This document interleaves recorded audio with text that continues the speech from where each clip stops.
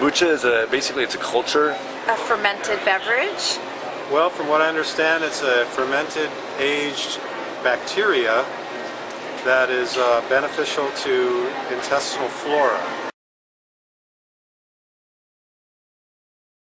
Just to get the friendly bacteria into your gut is The enzymes and helping with your digestion and balancing your gut. And 80% of your immune system is in your gut. So if you want health, that's exactly where you have to start. You brew tea, you add sugar to it, add the culture, and after about, I think it's a few days, the bacteria, the tea and the sugar feed off the bacteria and turn the liquid into a bacterial formula. Some people call it a mushroom, but it's not really a mushroom.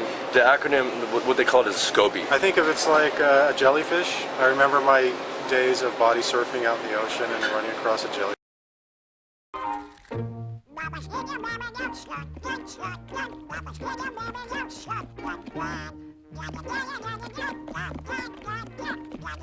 I'm gonna make kombucha. It's a fermented bacteria drink that is, when you're making kombucha, is the mother. And yes, she is called the mother because she is the mother bacteria. It's also known as a SCOBY. We got ours from Kombucha Kin on Etsy. And they send it to you in a package. It's super easy. Then you need a food grade glass jar. Chlorine-free water. I'm using filtered Brita water. You need 2 tea bags of your black tea per half gallon of water. You also need a half a cup of sugar per half gallon.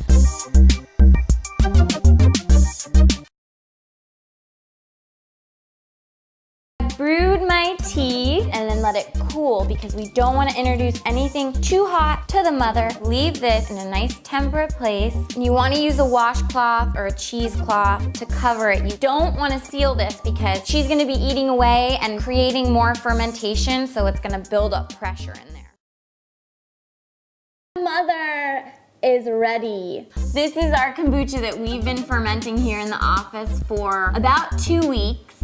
Kaylin has flavored it with strawberries. She just cut up strawberries and let it ferment in there for 5 days with the strawberries. Flavoring agents in there for 1 to 3 days, and then you want to strain it out.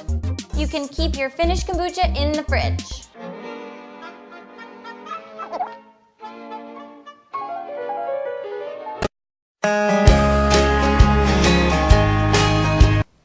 Yeast is a living cell from the mushroom family. Its scientific name is Saccharomyces cerevisiae. It was discovered by Louis Pasteur in 1857. Once out of the factory, yeast can be found in various forms: liquid, dry granules, blocks of fresh yeast. Yeast is needed to make bread. It doesn't work without this ingredient. Yeast helps the dough to rise. It produces holes in the bread. Yeast also helps to make the bread tasty by bringing out all the flavor of the flour. It also helps to produce a browner crust. So, yeast is an essential ingredient in the manufacture of bread. Without yeast, there's no bread.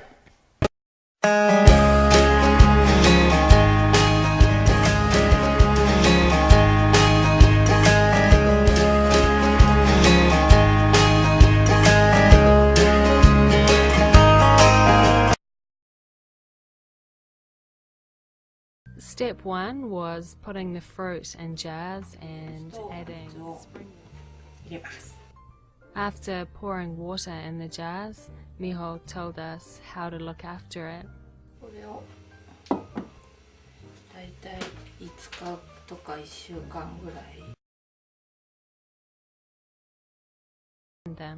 By the 7th day, the jars made a sound when opened.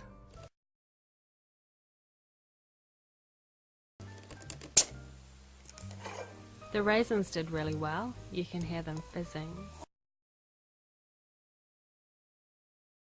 On the 8th day, we strained the fruit and put the liquid back in the jars.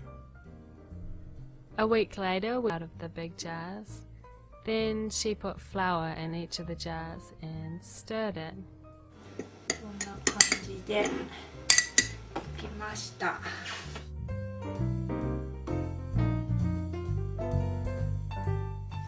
軽くね、息ができるようにちょっと軽く蓋をしておきます。 We took the yeast, watching it rise. The two jars on the right didn't work, as you can see, and the stuff on the left is from the raisins. At this stage, it's ready to make.